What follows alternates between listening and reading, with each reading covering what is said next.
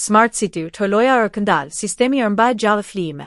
Në kulmin e goditjeve nga SPAK, kryeministri Edi Rama hedh në tryez një tjetër projekt me shumë pikpyetje, Smart City.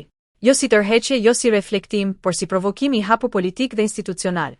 Sipas analistit Luciano Bocci, ky veprim nuk është as rastësi dhe as neglizencë.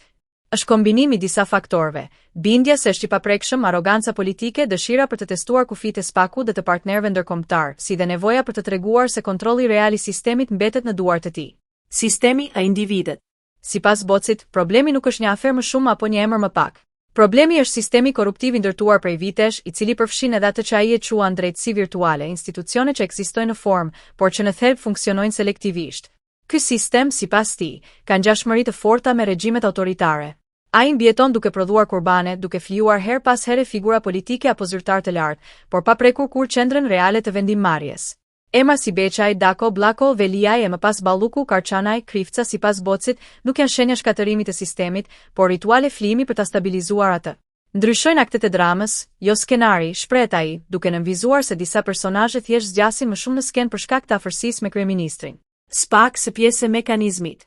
Kritika më e fortë shkon drejt rolit të SPAK-ut. Bocci argumenton se institucioni ka ndërtuar imazh force përmes arrestimeve selektive, por nuk ka çmontuar asnjë arkitekturë korrupsioni. Shembulli më i qartë, sipas tij, mbeten inceneratorët. Skema e negocimit pa shpallje nuk u godit kurrë në themel, ndërsa fondet vazhdojnë të derdhen për projekte që nuk ekzistojnë. E njëjta logjik, thot ai, ndiqet edhe në shëndetësi, qetskup, laborator, hemodializë, sterilizim, ku sistemi vazhdon të funksionojë pa u prekur.